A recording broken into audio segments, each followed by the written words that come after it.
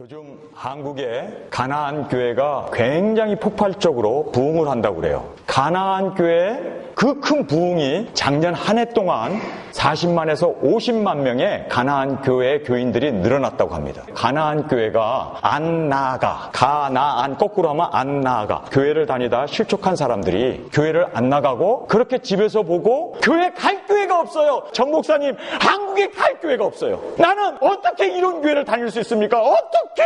나는 정말 교회 가고 싶어요. 주님 사랑합니다. 그런데 신앙생활을 할 만한 교회가 없어서 안타까워 죽겠습니다.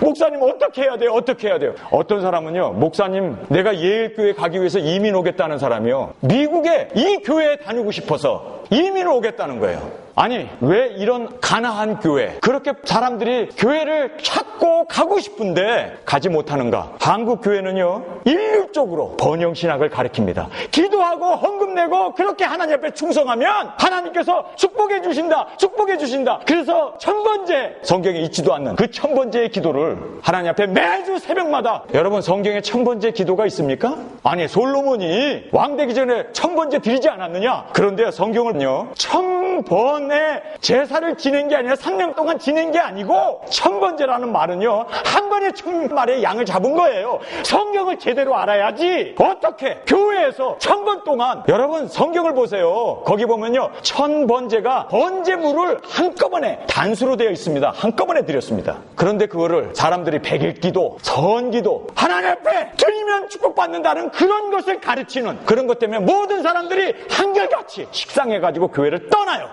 뿐만 아니라 세습이라는 것 때문에, 여러분 세습이 암만 합법적으로 이루어진다 할지라도, 아니 교회에서 만장일치로 한다 할지라도 세상 사람들에게 덕이 안 되면 하지 말아야 돼요. 믿음의 위에 덕을 세워야 돼요. 암만 교회가 담임 목사 아들이 들어와서 교회가 안정적으로 부흥한다 할지라도 세상 사람들이 그거에 대해서 혐오감을 갖는다면 교회는 하지 말아야 돼요. 세습의 문제, 교회 가면 항상 돈 내라 축복받는다, 그 소리만 한다는 거예요. 교권주의, 목사가 왕이라는 거예요. 제왕이라는 거예요. 목사 만나는 게 대통령 만나는 것보다 더 어렵대요. 이런 것 때문에 교인들이 떠나는 거예요. 안 나가. 교인들이 그렇게 늘어나는 것입니다. 세 번째는요, 세속화였습니다. 왜 교회를 떠나는가? 교회나 세상이나 교인들이 더 못하다는 거예요. 교인이 교인을 사기친다는 거예요. 교인이 등쳐먹는다는 거예요. 어떻게 교회가 세상보다도 더 못하냐고요. 왜 세상 사람들의 빛과 소금이 돼야 할 교회가 이제는 완전히 교회에서 썩은 냄새만 나고, 교회가 오히려 세상 사람들에게 지탄을 받는 이 세 가지 이유, 정말 우리가 교인들이 갈 교회가 없다고 발버둥 치는 그러한 안타까운 그 절규를 제가 매주 듣습니다. 교회가 너무 돈을 밝혀요. 모두가 다 돈이에요. 교회가 세습을 해요. 공산당에나 지금이 왕조 시대입니까? 왜 세습을 해요? 그 기업의 대표가 자식에게 세습해도 손가락질 당하는데 교회가 버젓이 세습을 해? 여러분 세습하는 교회를 한번 보세요. 작은 교회 세습합니까? 작은 교회 세습하냐고요? 아니에요. 세습하는 교회는요, 다 왕노릇 하던 그런 제왕 같은 그런 돈이 있는, 건물이 있는 그러한 부를 세습하는 거예요. 사실은 세상을 쫓아가는 이 세속화, 교회가 말씀을 따라서 빛과 소금의 직분을 해야 되는데 그걸 하지 못하는 그 안타까움으로 인해서 교회에 안 나가는 사람들이, 여러분 한 사람 전도하기가 얼마나 어려운지 아세요? 여러분 전도해 봤어요? 한 사람 교회 데리고 오는 것도 그렇게 힘든데 교회 다니는 그 신앙인들을 교회에서 쫓아내? 말도 안 되는. 여러분 정말 눈에서 피눈물을 흘리면서 회개해야 돼요. 목사님들이, 교회들이 각성해야 돼요. 그렇지 아니하면 하나님의 진노의 심판밖에 남아있지 않다는 것을 알아야 합니다. 오늘 제가 이 본문 말씀을 여러분에게 설교하면서 저도 사실 좀 당황했어요. 성경 누가복음 4장을 보십시오. 33절에 회당에 더러운 귀신 들린 사람이 있어 크게 소리 질러 가로되. 아니, 귀신 들린 사람이 왜 회당에 나온대? 안식일날 왜 교회에 버젓이 앉아있대? 여러분 의아하지 않아요? 아니 귀신 들렸는데, 귀신 들린 사람이 왜 안식일날 교회에 와갖고 뻐젓이 앉아서 멀쩡하게 앉아있는데 예수님께서 하나님의 말씀을 전하니까 그 귀신이 발동한 거예요. 이 회당에서 귀신 들린 사람이 있어 크게 소리질러 가로되. 왜 소리 질렀을까요? 귀신이 예수님의 권세 앞에 견딜 수가 없어서 크게 소리 지르면서 하나님의 말씀을 방해한 겁니다. 사실은 34절에 아 나사렛 예수여, 여기 보면요, 아라고 하는 감탄사를 넣어요. 아니 예수님을 보는데 귀신 들린 사람이 소리 지르는데 아 나사렛 예수요. 정확하게 예수님의 출신 지역도 정확하게 찝었어요. 예수님에 대해서 감탄의 소리를 질러요. 아멘도 하고 할렐루야도 하는 거죠. 이 아라는 말은 그렇게 예수님에 대해서 감탄사를 사용하고 있습니다. 아 나사렛 예수요, 우리와 당신과 무슨 상관이 있나이까? 여러분, 교회 얼마든지 다니고 얼마든지 예수님을 주라고 고백하고 그리스도라고 하나님의 거룩한 자라고 얘기해도 귀신 들린 사람처럼 예수님과 무관하게 살 수 있습니다. 넥타이 메고 교회 와가지고 딱 앉아가지고 찬양도 드리고 기도도 하고 예배도 드리고 헌금도 드리죠. 그러면서도 예수님하고 무관하게 살 수 있습니다. 무관하게. 그리고 또 야고보서에 보면은 이런 말씀이 있습니다. 하나님이 한 분인 것을 아느냐? 사탄도 마귀도 귀신도 알고 떠느니라. 경외한다고 얘기해요. 아는 것이 중요하지 않아요. 예수님 구주인 거 아는 것 그거 중요하지 않아요. 귀신 들린 사람을 보면은 34절에 아 나사렛 예수여, 우리가 당신과 무슨 상관이 있나이까? 우리를 멸하려 왔나이까? 나는 당신이 누구인 줄 아노니. 안다고 그래요. 하나님의 거룩한 자녀이다. 거기에 회당에 앉아있는 사람들은요, 정신이 멀쩡한 사람들은 예수님이 누구인지 몰랐어요. 하나님의 거룩한 자인지도 몰랐어요. 그런데 귀신 들린 사람은 알아봤어요. 예수님이 하나님의 거룩한 자인 걸 알아봤어요. 감탄사까지 연결하면서 예수님이 하나님의 아들인 걸 아는데도 불구하고 예수님과 상관없이 살았습니다. 저희는요, 여기에서 목회자로서 저는 비통함을 느낍니다. 얼마든지 예수님이 그리스도인 것, 독생자이신 것, 우리를 위해서 십자가에 죽으신 것 알 수는 있어요. 그러나 예수님하고 무관하게 살 수 있습니다. 여기에 이런 얘기를 하죠. 우리가 당신과 무슨 상관이 있나이까? 우리가 당신과 무슨 상관이 있나이까? 이 말은요, 여러분, 한국 성경에는 그냥 이렇게 상관이 있느냐 하고 묻는데 영어 성경에 보고 그릭 성경에 보면요, What you have to do with you 이렇게 돼 있어요. 이거는요, 예수님과 무슨 상관이 있기 위해서는요, 아는 걸로 끝나면 안 돼요. 믿는 걸로 끝나면 안 돼요. 믿기 때문에 행해야 돼요.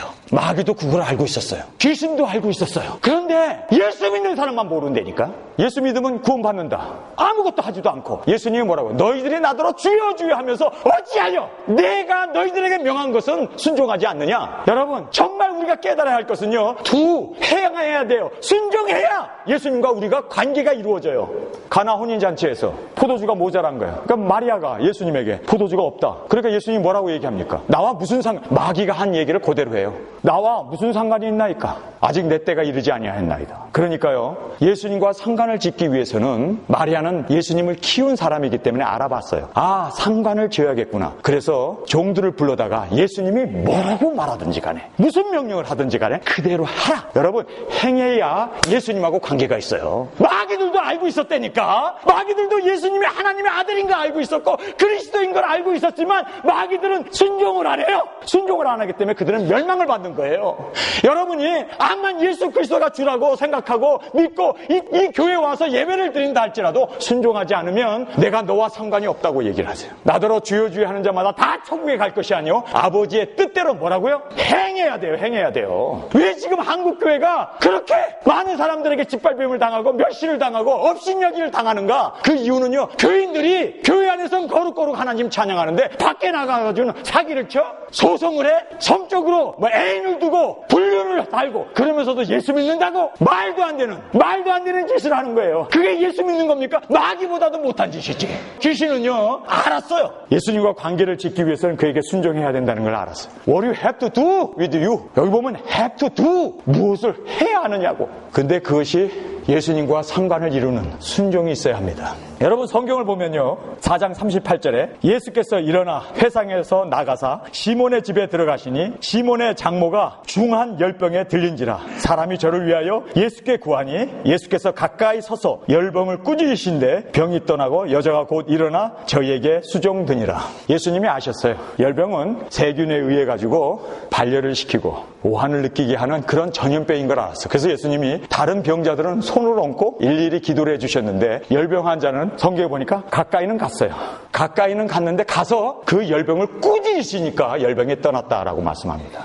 예수님은 창조자이시기 때문에 여러분 세균이라는 것이 지금부터 200년 전에는 세균, 박테리아 몰랐어요. 그래서 병원 갔다 오면 더 병이 옮기고 많은 환자가 더 죽어갔습니다. 이유가 뭔지 몰랐어요. 세균이라는 것. 하나님은 아셨어요. 예수님은 아셨어요. 그래서 열병을 고치시는데 손을 얹지 않았습니다. 그리고 가까이 가서 꾸짖어서 그 열병을 떠나게 하셨습니다. 여러분, 누가 고침을 받았다고요? 시몬의 집에 가서 이 시몬이라는 사람이요, 자기의 장모님을 모시고 있었어요. 그 장모님을 모시고 살았는데 회당에서 또 가까웠어요. 그래서 예수님이 시몬의 집에 가서 그 열병을 중한 열병이라고 했습니다. 그냥 놔두면 죽어요. 그런데 예수님께서 고치셨어요. 위대한 이적과 기사를 행하셨습니다. 그런데 성경을 보세요. 베드로가 회당에서 귀신이 소리 지르면서 나가는 거, 하나님의 아들이라는 거, 그리스도라는 거 다 들었어요. 예수님의 설교도 다 들었어요. 그리고 예수님이 설교로 끝나는 것이 아니라 그 회당을 나가서 시몬의 집에 들어가서 시몬의 장모의 병도 고쳐주셨어요. 아, 그러면은 야, 이런 능력자, 병을 다스리시고 귀신을 내어 쫓는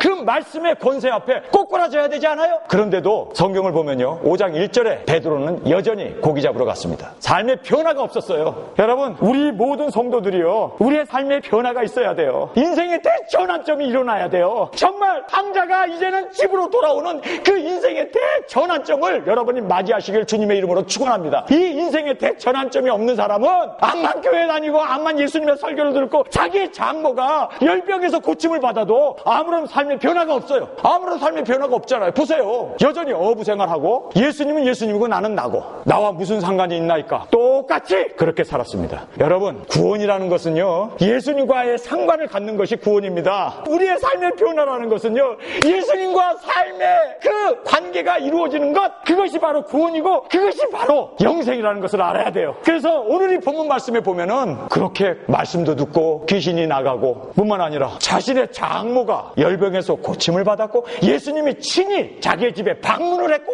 그런데도 여전히 삶의 변화가 없어요. 이 세상은요, 딱 둘로 갈라져요. 그저 썬데이 크리스찬, 교회 가고 예배 드리고 예수님과 무관하게, 어머니가 교회 가라고 하니까 어쩔 수 없이 가고 아버지가 교회 가라고 그러니까 어쩔 수 없이 끌려가는, 그래서 그냥 처치, 어텐던스, 그냥 교회 다니는, 그냥 교회 참석하고 그저 예수님과 무관하게 사는 사람이 있는가 하면 삶의 인생의 대전환점을 맞이하고 이제는 인생관이 바뀌고 이제는 고기를 잡던 어부가 사람을 낚는 어부로 대변화가 일어나는, 여러분, 그 깡촌의 어부가 대사도가 되잖아요. 얼마나 큰 사도가 되어서 하나님께 영광을 돌립니까? 여러분, 우리가 어차피 한번 이 세상에 태어나서 어차피 한번 예수 믿고 한번 죽는데 정말 이러한 인생의 대전환점을 맞이하는 저와 여러분이 되시길 간절히 주님의 이름으로 축원합니다. 어떻게 이렇게 변할 수 있었을까? 어떻게 요한 같은 사랑의 사도가, 어떻게 순교자가 나오는 야고보 같은 사람이, 어떻게 하면 교회를 세울 수 있었던 그 대사도 베드로가 나올 수 있었을까? 그들에게 공통점 하나는요, 인생의 대전환점이 있었다는 것입니다. 여러분, 오늘 제 설교를 들으시면서 나는 정말 인생의 대전환점이 있는가? 그냥 이렇게 그냥 교회 생활하고 그냥 이렇게 신앙생활하고 그냥 이렇게 찬송하고 예배하고 기도하고 교회 예배에 나와서 예배드리고 이렇게 살았다면요, 여러분은 인생의 대전환점을 맞이하지 못한 것입니다. 그렇게 되면은 여러분의 삶은 그냥 고기 잡는, 그냥 먹고 살기 위해서 세상에 태어나서 어떻게 하면 먹고 살까? 어떻게 하면 돈 벌까? 어떻게 하면 세상에서 잘 될 수 있을까? 편안하게 살 수 있을까? 거기에 그냥 온갖 모든 것을 걸고 그렇게 허비하는 인생을 살 수밖에 없다는 것입니다. 여러분, 정말 삶의 변화를 원하십니까? 인생의 대전환점을 맞이하시기를 원하십니까? 오늘 이 본문 말씀에서 우리에게 그 인생의 대전환점을 우리에게 말씀해주고 있습니다. 4장 41절에 여러 사람에게서 귀신들이 나가며 소리질러 가로되 당신은 하나님의 아들이니이다. 아니, 여러 사람이라고 그래요. 아니, 보통 때는요, 멀쩡했어요. 그러니까 교회도 왔죠. 멀쩡했는데 그 속에 귀신들이 들어있는 거예요. 성경에 보니까 여러 사람은 회당에 왔어요. 그런데 그 속에는 귀신들이 들어있는 거예요. 그 귀신들이 뭐라고 고백하는지 아세요? 우리 일반적인 사람들도 고백하기 힘든 예수님이 하나님의 아들이라고 고백을 해요. 야, 속여도 이렇게 속이나? 속에는 귀신이 가득 들어있으면서도 겉으로는 예수님이 하나님의 아들이라고? 얼마든지 사탄도, 귀신도, 마귀들도 예수님을 하나님의 아들이라고 고백할 수 있어요. 그러나 그들이 구원이 있습니까? 구원이 있나요? 없어요. 왜 없나요? 예수님과 상관없이 살기 때문입니다. 여러분, 인생의 대전환점을 마련하기 위해서는요, 다른 것 없어요. 예수님과 상관을 져야 돼요. 포도나무 대신 예수님에게 그 안에 젖붙임을 받음으로 말미암아 포도나무와 가지가 하나가 되어서 그렇게 삶으로 말미암아 열매가 맺히게 돼요. 아니, 어떤 사람이 그래요. 그럼 우리가 다 목사 되란 말이요? 다 사도가 되란 말이요? 다 그럼 우리가 생업을 다 때려치고 그러면 다 신학교가 갖고 목사가 되란 얘기요? 제가 선교사가 되라고 목사가 되라고 지금 얘기하는 겁니까? 아니에요. 우리 삶 가운데 여러분이 무엇을 하든 간에 그 안에서 생명의 열매가 나와야 되잖아요. 예수 그리스도의 향기가 나와야 되죠. 우리는 그리스도의 편지라고 그러잖아요. 우리는 작은 십자가를 지는 하나님의 자녀들이고 예수님만 십자가 져야 되나요? 우리도 예수님처럼 십자가를 져야 되고 예수님만 거룩해야 되나요? 우리도 거룩하게 살아야 되고 그것이 예수님과 상관된 자의 삶 아닙니까? 제가 딴 얘기 하나요? 얼마든지 마귀들도 귀신들도 예수님이 하나님의 아들인 걸 알았다고 얘기해요. 에이도라고 하는 그리거를 쓰고 있어요. 이 에이도라는 말은요, 그냥 이렇게 피상적으로 아는 게 아니에요. 예수님이 하나님의 아들인 것을 에이도라는 말은요, 경험적으로 그러한 알미입니다. 알았어요. 예수님이 하나님의 아들인지. 그런데 하나님의 아들인 걸 알았음에도 불구하고 알았으니까 so what? 상관없이 살았던 거예요. 여러분, 너무나 많은 기독교인들이 저는요, 안타까운 거예요. 왜 이렇게 예수님과 무관하게 살까? 예수님을 믿는다는 것 때문에 손해봐야지. 예수님을 믿는다는 것 때문에 오른밤을 때리면 왼밤을 갖다 대야지. 예수님을 믿는다는 것 때문에 겉옷을 달라면 속옷까지 벗어줘야지. 예수님을 믿는다는 것 때문에 오리를 가자면 십리를 가야죠. 여러분, 예수를 믿는다는 것 때문에 do something. 그것이 주님과의 연관된 삶입니다. 아무것도 안 하면서 그저 교회 가고 찬양, 예배, 그리고 그냥 하나님 앞에 헌금이나 드리고 그리고 나서 아무런 자기의 삶에 있어서 연관이 없는 거예요. 예수님과 연관이 없는 거예요. 그러면요, 마귀가 귀신이 하나님의 아들인 것 고백한 거와 우리의 고백과 뭐가 다르냐고요. 정말 여러분께서 구원받은 사람은요, 즐겨 십자가를 집니다. 구원받은 사람은요, 이 세상 건 내려놓습니다. 정말 구원받은 사람은요, 구원받은 것이 너무 고맙고 감격해서 원수를 사랑할 수밖에 없어요. 형제를 사랑할 수밖에 없어요. 그리스도의 사랑이 우리 안에서 강권하시는도다. 그 배척하고 우리를 정말 박해하는 그들을 위해서라도 그렇게 자기의 삶을 내어놓을 수가 있는 그러한 제뉴언 크리스천, 그러한 멋진 그리스도인들이 아니고 그저 교회 와가지고 세상 것 쫓아가고 세상 것 바라보고 그것 구하고 그것 채워지는 것을 위해서 기도하고 발버둥치는 마귀보다도 더 못하다는 것을 알아야 돼요. 이 마귀는 예수 그리스도가 하나님의 아들인 걸 알았어요. 그러나 무관했습니다. 혹시 여러분, 예수님이 하나님의 아들, 우리의 구원자인 거 아십니까? 그 정도는 마귀도 안 되니까요. 중요한 거는요, 알았기 때문에 행해야 돼요. 삶의 변화로 나타나야 돼요. 이것이 없으면 여러분은 마귀와 다를 바 없는 구원받지 못한 믿음입니다. 5장 1절을 보십시오. 거기 보면은 이제 베드로와 요한과 야고보의 이야기가 나와요. 갈릴리 여러 회당에서 전도하시더라. 무리가 옹이하여 하나님의 말씀을 들을세. 무리가 여기 옹이했다. 한국말로는 옹이했다라고 이렇게 돼 있어요. 무리가 둘러섰다는 그런 의미로 우리는 옹이라는 말을 듣게 되는데요. 헬라어 그리고 영어로 보면요, 그 무리들이 예수님을 press on, 사람들이 막 밀려오는 거예요. 예수님이 물에 빠지게 생긴 거예요. 사람들이 막 옹이했다는 건 press on, 막 밀어 받치면서 몸싸움을 하면서, 왜 사람들이 하나님의 말씀을 조용히 앉아서 들어야 하는데 그렇게 사람들이 앞으로 나오려고 무리들이 그렇게 서로를 밀치고 그리고 거기에서 서로를 그렇게 제치고 앞으로 나오려고 난리를 쳤을까요? 그 이유가 있어요. 예수님께 가까이 나와서 손을 얹어주시면 병자가 나을까봐. 병자 낫는 것에 사람들이 관심이 있어요. 사람들이요, 세상에서 건강해지고 병 낫고 그리고 세상에서 축복받고 세상에서 잘되고 여기에는 관심이 있어서요, 프레스 온! 앞으로 나가려고 비켜주세요. 여기 환자 있어요. 비켜주세요. 아니, 조용히 말씀을 드려야 하는데 지금 예수님께서 그 갈릴리 호수에서 멋진 하나님의 말씀을 전하지 않아요? 그 말씀을 조용히, 병은 나중에 고칠 수도 있잖아요. 말씀에 포커스 온! 말씀에 집중을 하고 말씀에 마음을 두고 그렇게 하나님의 말씀에 애타게 그 말씀을 사모하면서 조용히 예수님의 목소리를, 그 진리의 말씀을, 그 하나님의 음성을 들을 수 있는 그것이 축복 아닙니까? 그런데 사람들은요, 말씀 듣는 데는 무관심, 관심조차 없고 그저 병 낫는다고 그러면은 신유 집회 와 사람들 몰려가고. 여러분, 정말 우리의 삶을 변하는, 병 고쳐주면은 그 사람 언젠가는 안 죽나요? 암 환자 고쳐줬다고 해서 그 사람이 영생합니까? 죽어요. 그런 죽는 것에 우리가 포커스 온 할 게 아니라 영생을 주는 하나님의 말씀에, 하나님의 그 영생을 주는 그 말씀에 우리가 집중해야 되고, 그 말씀이 진리이기 때문에 그 말씀을 사모해야 될 줄 믿습니다. 그런데 왜 사람들은 그저 눈에 보이는 것, 자기 문제 해결, 그것 때문에 예수님께 나와요. 그래서 조용히 말씀을 들어야 하는데, 무리가 옹이하여 하나님의 말씀을 들을새 예수는 게네사렛 호숫가에 서서 호숫가에 두 배가 있는 것을 보시니 어부들은 배에서 나와서 그물을 씻는지라.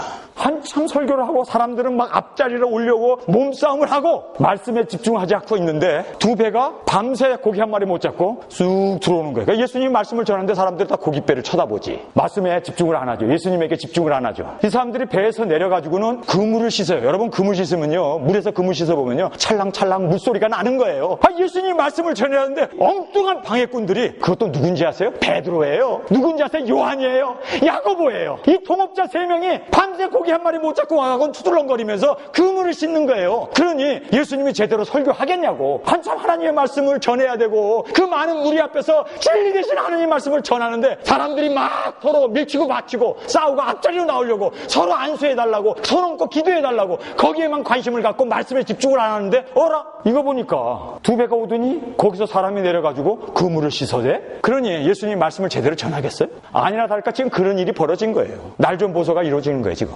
그러니 예수님이 김이 빠지지. 설교를 해야 되는데, 하나님의 말씀을 전해야 되는데, 이 귀한 하나님의 말씀이 생명을 주고 우리의 영생을 주고, 정말 이 말씀이 예수님이 그렇게 전하기를 소원하고 소원했던 그 말씀을 전하는데 사람들은 딴청을 하는 거예요. 딴청을. 고기 많이 잡았어?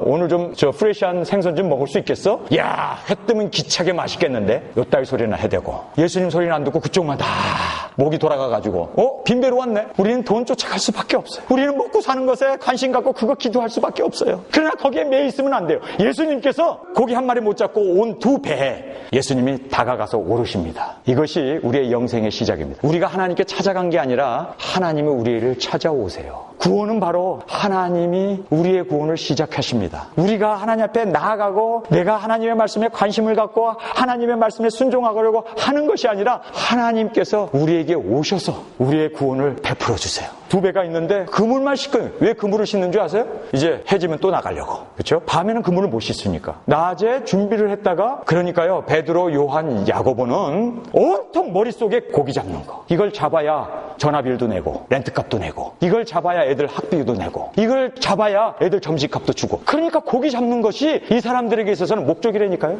다른 것에 관심도 없어요. 예수님이 자기 장모를 고쳤든지 귀신이 나가면서 하나님의 아들이라고 떠들어대든지 병자가 났든지 I don't care. 나는 먹고 살아야 돼. 먹고 살아야 돼. 거기에만 관심을 온통 쏟고 있는데 예수님이 찾아가세요. 그런데요, 이것이 구원의 시작입니다. 여기에 3절에 예수께서 한 배에 오르시니 그 배는 시몬의 배라. 육지에서 조금 뛰기를 청하시고 앉으사 배에서 무리를 가르치시니라. 예수님이 호숫가에서 이렇게 설교를 하는데 사람들이 막 밀치고 닥치고 하는데 두 배가 와가지고 그물을 싣고 소란을 피는 거예요. 그러니까 예수님이 저벅저벅 걸어가가지고 두 배 중에, 여기 성경에 보면요, 빈배라고 얘기하고 있습니다. 여러분이 빈배가 되지 않으면 하나님이 여러분의 배에 타실 수가 없어요. 빈배가 돼야 돼요. 여러분의 실패, 여러분의 병들고 여러분의 문제들, 이 세상에 살면서 그 아픔들, 여러 가지 어려움들이 있어야 빈배가 되어져야 주님이 그 배를 사용하실 수 있고 타실 수가 있어요. 근데 이 세상 사람들은 예수님이 빈배에 타려고 그랬더니 고기가 잔뜩 있는 거야. 타려고 그랬더니 그물이 잔뜩 있는 거야. 그러면 예수님이 어떻게 그 그물에 타고, 그 빈배가 없을 때 예수님이 어떻게 그 배를 사용하시겠냐고요. 여러분, 문제가 있습니까? 여러분의 건강에 문제가 있습니까? 경제적인 문제가 있습니까? 자녀의 문제가 있습니까? 여러분, 빈배가 되시길 주님의 이름으로 축원합니다.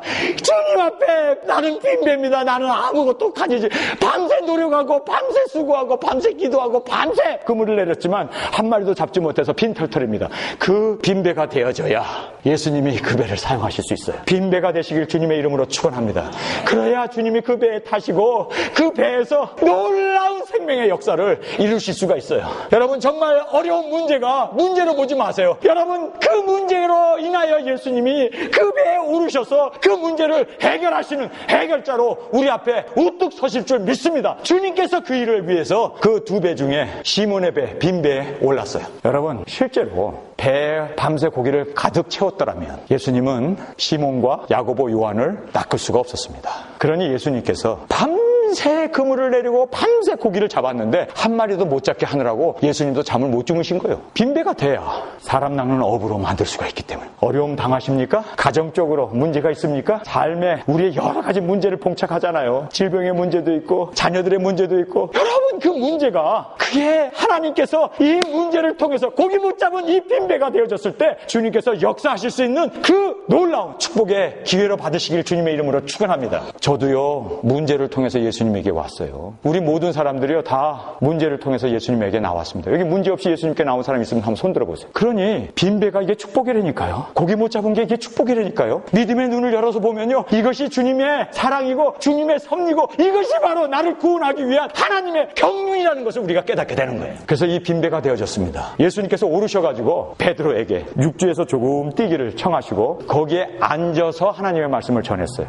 육지에서 조금 뛰기 위해서는요, 베드로는 물이 허리까지 차가지고 배를 붙잡고 있어야 돼요. 그래야 안 움직이니까. 여러분, 배 타보면요, 이게 잔물결이 있어요. 바람도 있어요. 그러다 보면 배가 흘러가요, 그냥. 예수님은 거기 앉아서 복음을 전하는데 이거 흘러갈 수가 있다고요. 예수님께서 그렇게 청했어요. 성경에 보니까 육지에서 조금 뛰기를 청하시고 앉으사 배에서 무리를 가르치시더니, 베드로야, 너 밤새 고기 잡았지? 한 마리도 못 잡았지? 그물만 씻고 있지 말고 이제는 내가 배에서 하나님의 말씀을 전할 때 가장 가까이에서 배를 붙잡고 있으면요, 가장 예수님하고 가까이 있는 거예요. 가장 가까이에서 예수님의 음성을 들으라는 겁니다. 삶의 변화는요, 인생의 대전환점을 맞이하고 싶습니까? 말씀밖에 없어요. 말씀이 들어가야 돼요. 말씀이 들어가야 그 말씀이 살아있는 하나님의 능력이 되고 살아있는 하나님의 감동이 되고 살아있는 하나님의 생명력이 되어서 그 말씀이 우리를 변화시켜요. 여러분, 하나님 말씀 들어야 돼요. 하나님 말씀 사모해야 돼요. 베드로는 그저 고기 잡는 것에만 관심을 가지고 그물만 씻고 있었는데 예수님이 가까이 가서 그 빈배에 올라타셔서 배를 붙잡고 있어라. 내가 하나님의 말씀을 전할 때까지 붙잡고 있어라. 그러니 그물 씻다가 놔두고 베드로는요, 가장 예수님과 가까이서 하나님의 말씀을 끝까지 들었습니다. 이게 축복이에요. 경제적으로 어렵고 건강에 문제가 있고 그러니까 하나님 말씀이 사모하게 되지 않던가요? 이 하나님의 말씀만이 우리에게 진정한 변화와 생명과 우리에게 있어서는 능력이 된다는 것을 여러분 믿으시면 아멘 하시기 바랍니다. 그래서 예수님께서는 베드로야, 너 실패했지. 그러나 너가 하나님의 말씀을 들으면 거기에서 용기가 나오고 믿음이 나오고 생명이 나오고 그 안에서 놀라운 하나님의 축복이 임하게 된단다. 그래서 붙잡고 있으라는 거예요.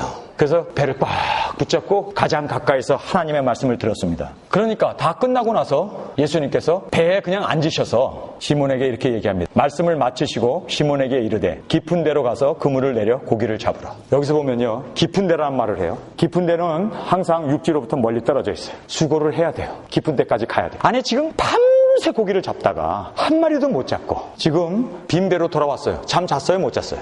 그 조그만 배에서 잠은 무슨 잠이야. 고기 잡는 거 그물 내렸다 끊었다. 한 마리도 못 잡으니까 스트레스 받으면서 또 열불 나가지고 올렸다 내렸다 밤새 했어요. 밤새. 잠 못 잤어요. 잠도 못 잤는데 예수님이 그 정신없는 베드로에게 한 잠도 못 자고 지금 정신이 몽롱한데 깊은 데까지 또 가래요. 베드로가 말씀의 은혜를 받으니까요. 여러분, 성도는요, 말씀을 먹고 살게 돼 있어요. 말씀에서 은혜를 받으면요, 하고 싶은 거예요. 사랑하고 싶은 거예요. 말씀대로 따라 살고 싶은 거예요. 말씀에서 은혜를 받으면 그 말씀이 생명력이 있어서 우리 안에서 역동을 해요. 그 말씀 때문에 우리가 정말 끝까지 주님에게 순종하고 나아가기를 원합니다. 그런데 깊은 데로 가서 그물을 내려 고기를 잡으라. 아니, 지금 가까스로 그물 손질해놓고 내일 쓰려고 그랬는데 그 그물을 또 내리라고? 베드로는요, 고기잡이에 있어서는 그 누구의 추종을 불허하는 사람입니다. 프로페셔널 어부예요. 생계를 고기 잡는 걸로 먹고 산 사람이에요. 그런데 새파란 청년, 30세 난 청년이 말이에요. 지가 말씀은 전하면 전했지.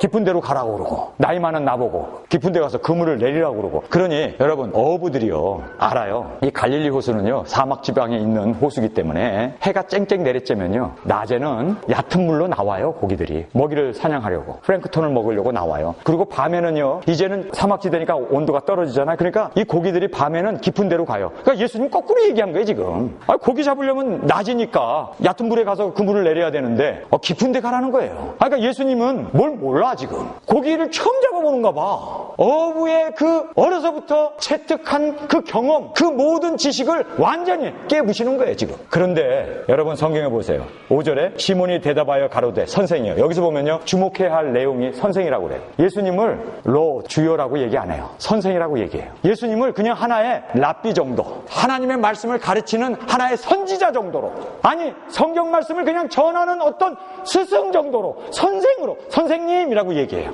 밤이 맞도록 수고하였으되 얻은 것이 없지만은 말씀에 의지하여 내가 그물을 내리리이다. 여기서 보면요, 사람은 젊고 경험도 없고 목수 출신에다가 그저 하나의 그냥 성경을 가르치는 하나의 스승의, 인간적으로 보면은 별 볼 일 없는 그저 하나의 스승 정도로 알고 있었어요. 그러나 그가 전파한 그 말씀은 생명이라는 걸 알았어요. 그래서 그 말씀에 의지하여 그물을 내리리이다. 여러분, 죄를 보면은 별 볼 일 없잖아요. 제가 내놓을 게 뭐가 있습니까?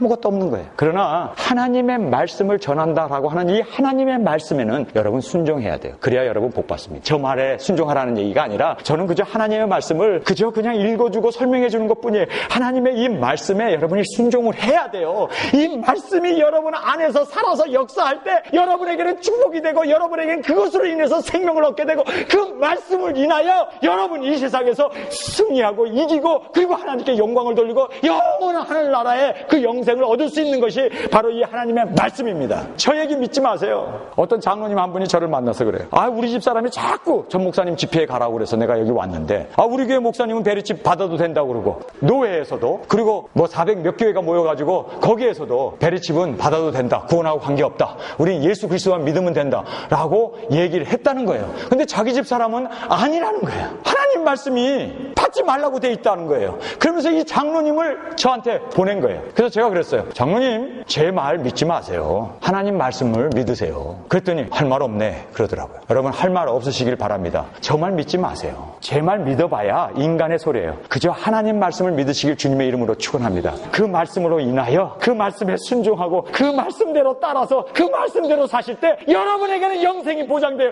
이 하나님의 말씀에 1.1년 땅에 떨어지지 아니하시고 천지는 없어지겠으나 내 말은 없어지지 아니하라는 이 말씀 위에 여러분의 믿음을 두시길 주님의 이름으로 축원합니다. 그것이 바로 반석 위에 세운 하나님 말씀에 순종하는 믿음이 반석 위에 세워진 믿음. 풍파가 나고 바람이 불어도 여러분 자루너구나 치우치지 아니하고 넘어지지 않는 그러한 반석 위에 세운 여러분의 믿음, 신앙이 될 줄 믿습니다. 저 말 믿지 마세요. 내가 무슨 말을 했던 간에 인간의 말이면 믿지 마세요.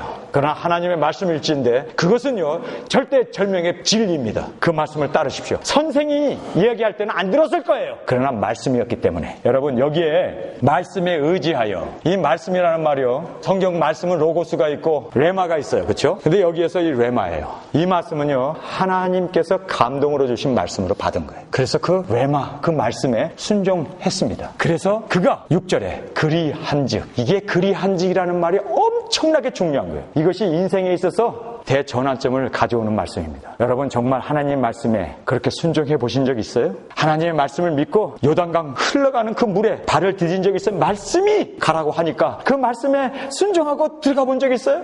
법궤를 맨 제사장들이 하나님 말씀에 순종하고 물에 떠내려가면 어떻게 해요? 이 법궤가 떠내려가면 어떻게 합니까? 우리가 떠내려가다 죽으면 어떡합니까? 그러나 믿음으로 발을 디딜 때 요단강 물이 갈라졌습니다. 여러분, 믿음으로 이렇게 순종할 때 그리한즉이라는 것이 엄청나게 중요한 말입니다. 두 번째로, 여러분의 인생에 있어서 정말 삶의 변화를 경험하고 싶은 사람은요 말씀에 순종해야 돼요. 첫 번째는 말씀을 들어야 돼요. 말씀을 개인적으로 주님과의 관계 속에서 그 말씀을 주님의 음성으로 듣고, 그리고 그 주님의 음성을 듣는 걸로 끝나는 게 아니라 이제는 자기의 삶에 구체적으로 순종할 때 인생의 대역전이 일어난다니까요. 그 말씀에 순종하는 그 순종이 우리의 삶을 변화시켜요.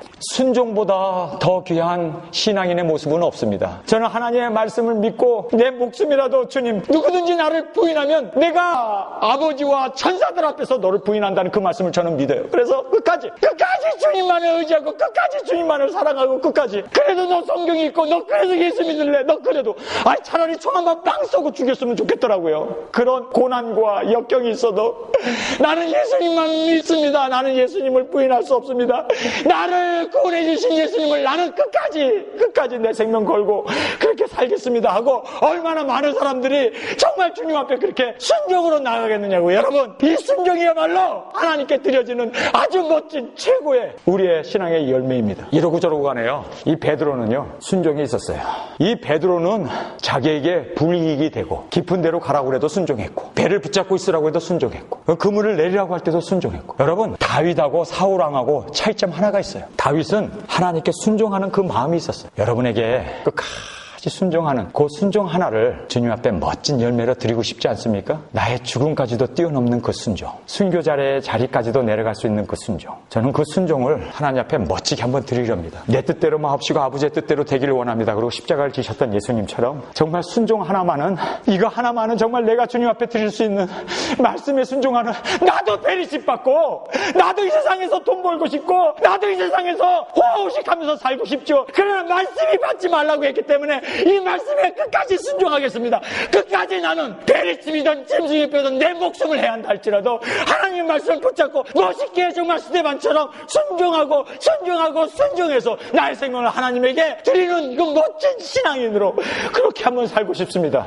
순종은요, 어떤 면으로 생명을 내놓는 길일 수도 있습니다. 십자가를 지는 일일 수도 있습니다. 그러나 이 순종만이 주님께서 받으시는 귀한 열매로 축복해 주실 줄 믿습니다. 여러분에게는요, 선악과를 따먹지 말라, 거기에요 순종만이 대답입니다. 베리칩을 받지 말라, 거기에서도요 짐승의 표를 받지 말라, 거기에서도요 여러분의 순종만이 대답입니다. 저는 알아요. 그거 안 받으면 불이익 생기는 거 뻔히 알아요. 그거 없으면 뭐 돈도 다 없어지는 거, 깡통 차는 거 다 알아요. 이 세상에 생명을 버릴 수밖에 없고 죽을 수밖에 없는 거 다 알아요.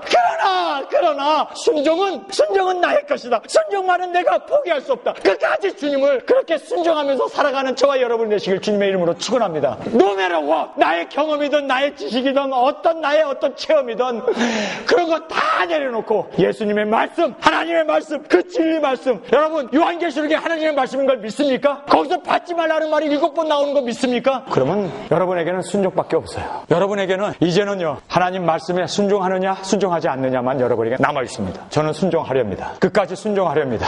목숨을 내놓는 그 순간까지도 주님 앞에 순종하면서 나가기를 원합니다. 그것을 정말 주님 앞에 드릴 수 있다는 것이 나에게 있어서는 최고의 영광이요, 그리고 하나님 앞에 드려지는 최고의 은혜인 것을 감사합니다.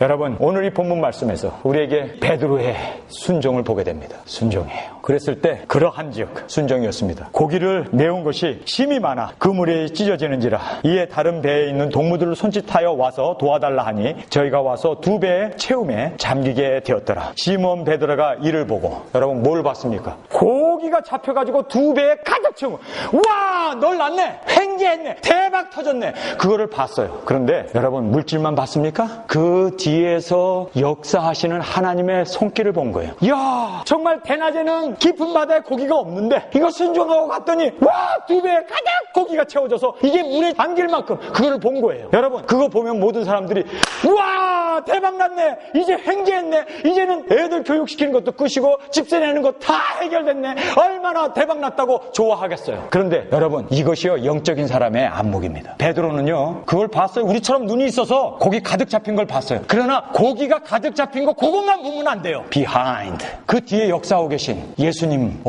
그래서요 베드로가 뭐라고 얘기한지 아세요? 여러분 이게 중요한 거예요. 여러분 우리가 이 세상에 살면서 병도 걸려요, 암도 걸려요, 우리가 이 세상에 살면서 경제적으로 실패도 해요, 가정 문제도 생겨요, 여러 가지 갈등 문제, 세상 자체가 문제니까. 그런데 문제만 보면 안 돼요. 그것만 보면 안 돼요. 그 뒤에 역사하시는 하나님의 섭리를 보시길 주님의 이름으로 축원합니다. 이것이요 얼마나 중요한지 몰라요. 이것이 시몬이 베드로가 될 수 있었던 복이었습니다. 제가 벙어리였어요. 제가 소경이었어요. 그것만 보는 거, 낫네, 세상이 보이네, 말을 하네, 그걸로 끝나면 안 되죠. 왜 나를 세상을 보게 했는가, 왜 내게 말씀을 주었는가, 그 뒤에 역사하셨던 하나님의 그 섭리를 깨닫는 그러한 영적인 안목을 가지길 주님의 이름으로 축원합니다. 이 세상을 보면요 편안하다, 안전하다, 얼마나 좋아요, 많은 사람들이 그것만 보고 있어요. 그 뒤에 이 짐승의 정권이, 그 뒤에 역사하고 있는 이 흑암의 세력이 짐승표를 나눠주고 사람들을 와치하고 컨트롤하려고 하는 그 모든 것을 모르고 있는 거예요. 모르고 있는 거예요. 비하인드를 볼 수 있어야 돼요. 우리는요 항상 상황만 보면 안 돼요. 이 상황이 일어났을 때 그 뒤에 하나님의 경륜, 그 뒤에 있는 하나님의 뜻, 그 뒤에서 역사하고 있는. 베드로는요 다 봤지, 모든 사람들이 다 고기 그득그득 잡혀갖고 배가 끼뚱끼뚱거리면서 빠지기 일보 직전이 2배 배에 가득 실었으니까 얼마나 고기를 많이 잡았는지. 더 잡았으면 아마 배가 빠졌을 텐데 빠지면 안 되니까. 그래서 그 배를 보고, 그것만 본 게 아니에요. 여러분 성경을 보시기 바랍니다. 8절에 시몬 베드로가 이를 보고 예수의 무릎 앞에 엎드려 가로되. 그가 그냥 예수님의 무릎 앞에 엎드렸어요. 그냥 일어난 상황을 본 게 아니라 그 상황을 주관하시고 그 상황을 인도하시고 그 상황으로 우리 가운데 기적을 베푸시는 예수님. 이야, 이분 대단한 분이네. 아이고, 이분이 하나님이네. 아, 이분이 정말 메시아네. 아, 이분이 정말 살아계신 하나님의 독생자 예수 그리스도네. 그걸 알군요. 그 말 아래 엎드려지면서 뭐라고 얘기합니까? 주여라고 얘기해요. 여러분 아까 선생이라고 그랬죠. 쏘라고 그랬어요. 근데 여기서요, 주여. 여기서 이 주여는 Lord, 하나님께 부르는 여호와 하나님으로 그가 봤습니다. 상황 가운데 역사하시는 하나님의 그 비하인드, 그 안에서 인류를 다스리고 섭리하시고 우리를 구원해 주시고자 하시는 그 하나님의 역사를 여러분이 보실 때 정말 주여, 주여, 주여라고 고백하면서 성경을 한번 보세요. 주여 나를 떠나소서 나는 죄인이로소이다. 여러분, 예수님 앞에, 하나님 앞에 우리가 그의 임재 앞에 서게 되면 내가 죄인인 걸 깨달아요. 정말 내가 부족한 걸 깨달아요. 내가 얼마나 죄인이고 하나님 앞에 부끄러운 인간인 걸 깨달아. 하나님 용서해 주세요. 나 죄인이에요. 나 죄인이에요. 주님 앞에 통에 자복하면서 하나님 나의 죄를 사하여 주옵소서. 주님의 은혜가 아니면 나는 설 수 없습니다. 주님, 나는 죄인입니다. 나는 정말 부족합니다. 그리고 주님 앞에 통에 자복하는 이 베드로의 모습을 보시길 주님의 이름으로 축원합니다. 그가 나는 죄인이로소이다. 나를 떠나소서. 여러분, 이렇게 됐을 때, 죄인인 걸 깨닫고 통에 자복했을 때 예수님께서는 그에게 사명을 주십니다. 지금까지는 고기를 잡았지, 이제는 내가 사람을 낚는 어부가 되게 하리라. 오늘 우리에게 주시는 귀한 말씀이 있습니다. 교회 다니고 예수님이 그리스도인 것, 마귀도 귀신 들린 사람도 다 알았어요. 그러나 예수님하고 무관하게 살았습니다. 여러분이 예수님과 무관하지 않고 예수님과 관계를 가지기 위해서는요, 말씀을 들어야 돼요. 살아있는 하나님의 말씀을 그 주님과 그 교제를 나눠야 돼요. 살아계신 예수님과 교제를 나눈다는 것 자체가 생명입니다. 교제를 나눈다는 것 자체가 변합니다. 그래서 예수님께서 배를 붙잡고 육지에서 조금 뛰고 내 말을 들어라, 내 말을 들어라. 빈 배인 그 배에 예수님께서 앉으셔서 말씀을 하세요. 여러분의 문제가 있죠? 여러분에게 시험이 있죠? 건강에 문제가 있죠? 예수님이 그 배에 앉아서 이제는 내 말 좀 들어. 이제는 너 뜻대로 말고 이제는 내 말 들어. 내 말 들어야 돼. 경제적으로 어렵지? 내 말 들어. 자녀 문제가 있지? 내 말 들어. 예수님께서 내 말 들어. 그리고 우리에게 개인적인 교제를 이루시기를 원하시는 주님의 음성으로 들으시길 주님의 이름으로 축원합니다. 그걸로요, 듣는 걸로 끝나면 안 돼. 순종해야 돼요. 여러분 정말 끝까지 하나님의 말씀에 순종함으로 말미암아 정말 대사도가 탄생하는 것처럼 순종하십시다. 깊은 데로 가라. 아멘. 그물을 내려라. 아멘. 정말 배를 붙들고 있어라. 아멘. 여러분, 우리에게 주님이 요구하시는 것은요, 순종, 순종, 순종이에요. 그 순종 하나 때문에 주님께서는 순종을 통하여 많은 사람들을 구원해내셨던 십자가의 그 내 뜻대로 마옵시고 아버지 뜻대로 되기를 원합니다. 우리에게 그 순종을 요구하십니다. 하나님의 말씀이 되어져 있는 그대로 순종할 때 여러분에게는 위대한 하나님께 영광 돌리는 그 축복을 받게 됩니다. 그리고 나서 그것을 보고 끝나는 게 아니라 그 뒤에 하나님의 역사하시는 그분 앞에 내가 죄인이라는 걸 고백하고 꼬꾸라졌을 때 하나님께서는요, 대사도로, 어부를 이제는 사람을 낚는 대사도로 그렇게 성경의 위대한 인물로 세우셨습니다. 여러분이 얼마큼 오랫동안 신앙생활 했는지 저는 여러분의 역사를 모릅니다. 그러나 여러분에게 있어서 인생의 대전환점이 있었습니까? 정말 이 하나님의 말씀이 주의 음성으로 들려집니까? 그리고 이 말씀에 정말 순종하면서, 그리고 나는 죄인이라는 것을 고백하면서 꼬꾸라지고 하나님, 나는 죄인입니다. 그리고 예수님을 선생이 아니라 이제는 나의 하나님으로 그가 무슨 말씀을 하던 간에 그 말씀에 순종하면서 그렇게 사시는 저와 여러분이 되시길 간절히 주님의 이름으로 축원합니다. 하나님 아버지, 오늘 저희들에게 어부가 변하여 대사도가 되는 인생의 대전환점을 우리에게 말씀해 주셨습니다. 우리가 우리 인생에 있어서 대전환점을 맞이할 수 있는 유일한 길은 하나님의 말씀을 주의 음성으로 듣고 또 그 말씀에 온전히 순종함으로, 그리고 하나님 아버지 그 말씀에 순종하고 따라가는 그 일을 통해서 하나님께서 우리가 어떠한 사람인 것을 깨닫게 하시고 죄인임을 고백하게 하시고 이제는 내가 주님 앞에 벌거벗은 자로 통에 자복하고 회개하고, 그리고 이제는 주님 앞에서 주시는 그 새로운 사명을 가지고 사람을 낚는 어부로 그렇게 멋진 삶으로 주님 앞에 드려지기를 원합니다. 말세치마를 맞이하여 이제 많은 사람들이 시험의 때를 맞이하는 이때, 주님, 우리는 이 시험의 때를 통하여 더욱 하나님 앞에 나아가게 하시고 말씀에 더욱 순종하게 하시고 더욱 하나님의 말씀을 끝까지 지킴으로 말미암아 하나님께 영광 돌리는 우리 예일교회, 그리고 이 말씀을 듣는 모든 세계의 성도들 위해 주님께서 함께 하옵소서. 이제는 예수 그리스도의 은혜와 아버지의 사랑하심과 성령님의 감동 감화 역사하심이 어부 시몬을 변하여 대사도 베드로를 만들었던 그 놀라운 인생의 전환점을 주신 주님, 이제 우리에게도 동일하게 말씀을 우리도 순종하고, 그리고 우리가 주님을 고백하고 주님 앞에 완전히 꼬꾸라지고 이제는 사명을 따라 살아가는 귀한 저희들의 삶으로 그렇게 변화시켜 주시기를 우리 주 예수 그리스도의 이름으로 간절히 기도드렸사옵나이다.